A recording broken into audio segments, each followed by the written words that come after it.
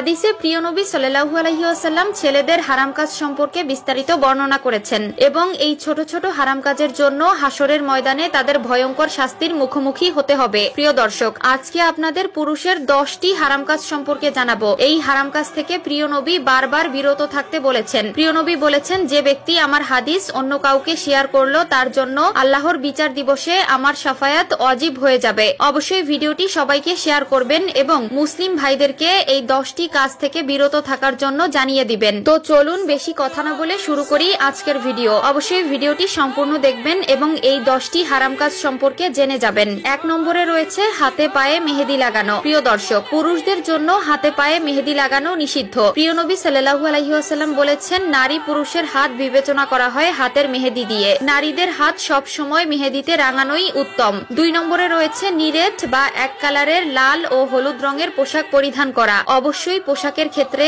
এই বিষয়ে সতর্ক থাকবেন। 3 নম্বরে রয়েছে ফ্যাশনের জন্য নাক কান ফোরানো। আজকাল অনেক ছেলেদেরকে দেখা যায় নাক কান ফোরানোর মাধ্যমে নিজেকে স্মার্ট দাবি করে, যা ইসলামে একদম নিষিদ্ধ ও পুরুষদের জন্য হারাম কাজ। অবশ্যই এ বিষয়ে সতর্ক থাকবেন। 4 নম্বরে রয়েছে প্রাপ্ত বয়স্কদের হাফ প্যান্ট পরা। হাফ প্যান্ট বলতে হাঁটুর উপরের কাপড়কে বোঝানো হয়েছে। 5 নম্বরে রয়েছে চুল দাড়িতে কালো রং করা। প্রিয় দর্শক, আজকাল অনেক পুরুষদেরকে দেখা যায় চুলে দাড়িতে কালার করতে, যা ইসলামে একদম নিষিদ্ধ ও হারাম কাজ। বয়সের সাথে সাথে চুল দাড়ি সাদা হয়ে যাবে, এটাই প্রকৃতির নিয়ম। কিন্তু প্রকৃতির এই নিয়মকে তুচ্ছ করে নিজেকে অন্য রূপে বানানো ইসলামে জায়েজ নয়। অবশ্যই এ বিষয়ে সতর্ক থাকবেন। 6 নম্বরে রয়েছে স্বর্ণ ব্যবহার করা। পুরুষদের জন্য স্বর্ণ ব্যবহার করা জায়েজ নয়। অবশ্যই এ বিষয়ে সতর্ক থাকবেন এবং এই হারাম কাজ থেকে নিজেকে বিরত রাখবেন। 7 নম্বরে রয়েছে টাকনুর নিচে প্যান্ট পরা অথবা জুব্বা পরিধান করা। 8 নম্বরে রয়েছে সিল্কের কাপড় পরিধান করা। প্রিয় দর্শক, আরো একবার বলেছিলাম, পোশাকের ক্ষেত্রে